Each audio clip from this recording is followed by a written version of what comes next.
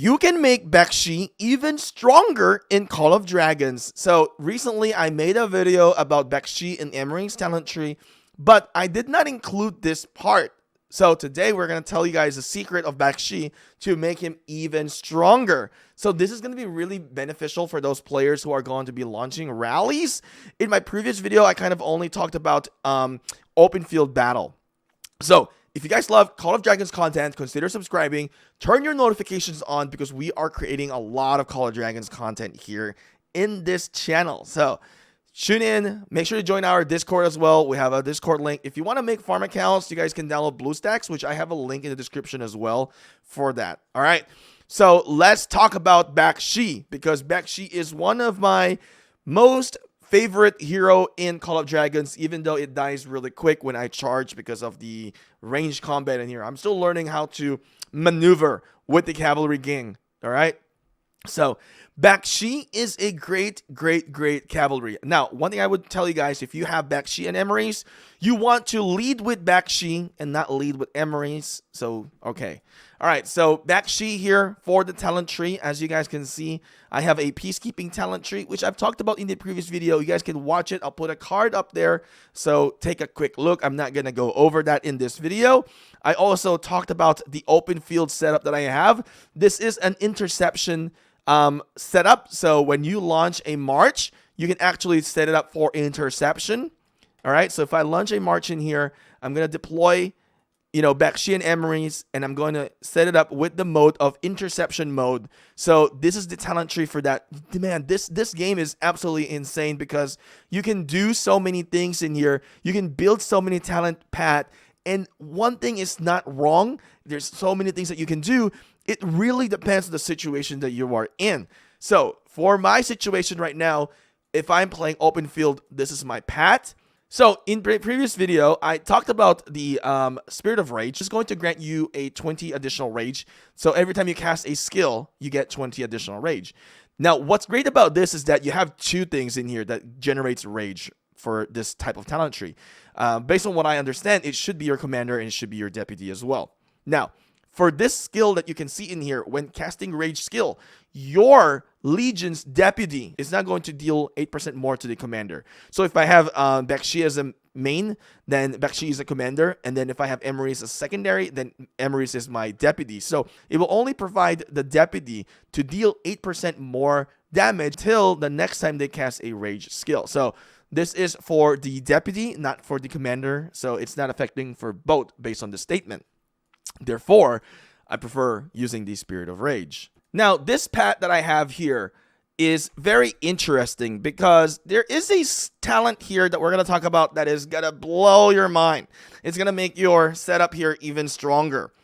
So this is more like, you can use this for open field as well. All right. And I would say if you are a spender, you're a whale, and you're trying to do rally, you're trying to raid somebody's city or trying to rally a pass eventually, this is the talent tree that I would recommend for your setup. Now, if you're trying to do interception, you definitely need this to intercept because this is going to slow down the enemy. But if you're thinking about not really trying to intercept, you just want to fight in the big clash, then this is the talent tree that you should be using, which I'm going to explain stuff for you. We're just going to talk about going towards to the skills path in here. Going towards to the skills path in here, we're going for the Spirit of Rage because we are going to get more rage for our commander and as well as for our deputy. But the main highlight here is that we're focusing on hero skill damage. As you can see for this one, Intimidation. We get Rage Engine as well from the High Spirits. And then what we're going to do is the Unquenchable Will, which our Legion will mitigate 2% of the enemy's HP. And we know in this type of game, HP is crucial. So when we bypass that 2% more HP from that enemy, then we are actually doing a much better damage towards them. And we can eliminate them much faster. Now, after that, you will then work on to focus. This is interesting. When launching normal attack, your Legion has 10% chance to gain a hero skill focus, increasing their hero skill crit by 10% for 5 seconds. So you're gonna get crit for your hero skills. And think about this: you have two heroes, you have your commander and you have your deputy. So that is very good addition damage, making your march stronger.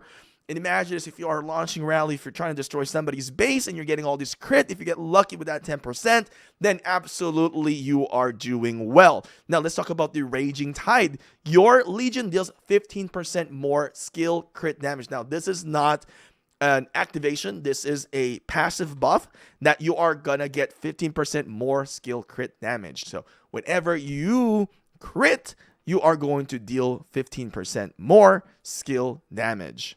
Now let's talk about the cage animal in here.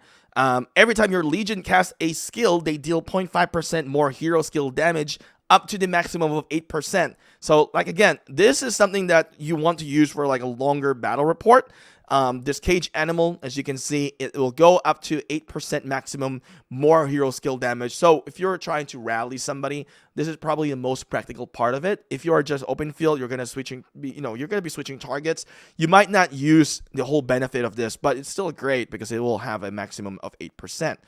Now, when you move towards in here into the cavalry pad, focus on towards to the damage. We gain some rage as well. And by the way, this high spirit and this high spirit will stack. And then let's talk about here. We focus on the perfect ferocity, which your Legion gains synergy when they enter battle, increasing their hero skill damage by 15%. So this whole talent path that we're showing you is, oh my god, it's a high skill damage and also giving you crit. Now I added here for detach. You can choose whatever you want for the last talent.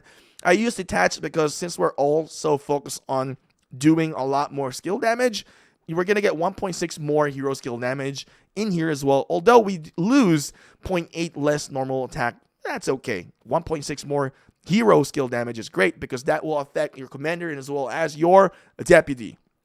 So Bakshi, remember Bakshi has a high skill damage of 1400. If my deputy is Emery's, I'm also going to get 1500 damage factor here for the skill. So let's try to attack this in here. All right, let me show you two talent trees today. So we'll show you this talent tree that I have right now. All right, we're getting synergy, we're getting passion, we're just going to attack it right now, and there we go, as you can see. And then eventually we'll cast some skill as the rage accumulates in here.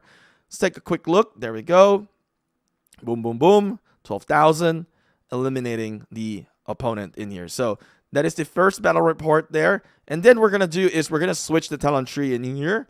And let's go for, that was the peacekeeping. All right, so that's the peacekeeping talent tree. We need to try the open field and as well as the this new one that we just did. So now let's try to use this talent tree and let's see how things are going to perform here. We'll use a level 25 Darkling Archer Patrol in here. We'll battle this one out. All right. Now you can see this peacekeeping that we did. It is against Archer. So we're just going to use it as a standard for us in here with our battle reports. All right. So some of the patrols in here, there's archers, there's different stuff in here. But if you do the dark creatures, they're going to be different. So this is going to be a little bit more practical. All right.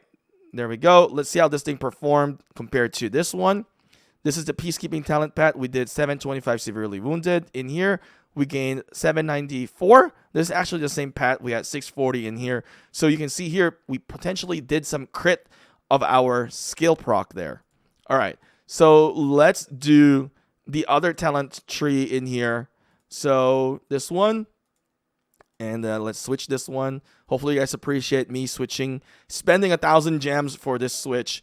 This is also archers, which is perfect. So we are standardizing it on archers right now. Let's see how this thing is going to perform. All right. Doing great onto the battle in here. I'm not going to use my artifacts because we're just doing some testings in here. The artifacts doesn't have any value added onto the, onto the talent tree that we're doing right now. All right, there we go. So from this one is comparable to this.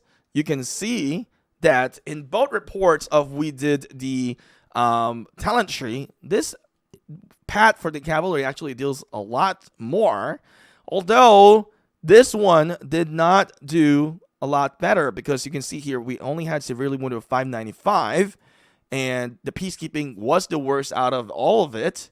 So therefore, my talent tree for the open field is actually better than doing the crit, because in the crit, you still have to rely on critting as well. But in the longer type of battle, the crit might be something that is useful on the battlefield. Now, when we look into the battle report in here, this is when I casted my rage skill. As you can see, Bakshi then casted the Wolf Spirit Binds. This is where we launched that 1400 damage factor, and it will grant us a 20% HP for 5 seconds. So we gain the talent in here for the Spirit of Rage. Casting rage skill grants 20 additional rage. All right, and then Cage Animal in here. Every time your Legion casts a rage skill, they deal 0.5 more hero skill damage. This is the last skill that we talked about, so we were gaining for that one in this sense. We deal 0.5 more hero skill damage up to 8%. This effect lasts until the battle ends. As you can see here, we also gain more rage, right? I've talked about this earlier, as Emery's cast the skill, so we just gain 40 rage from that. And also, when we look into the Cage Animal in here, I want you guys to pay attention into the hero skill damage dealt. This is 1%. Then we'll go to turn 17 in here as I've been looking at it. In turn 17, you can see this hero skill damage have now increased to 2% as well. And that is because I think as we have accumulated some of the skills, as you can see here, as we cast Rage in here, this one also become 2% in here. This is 1.5%. After that skill cast, we start seeing a hero skill damage of 2%.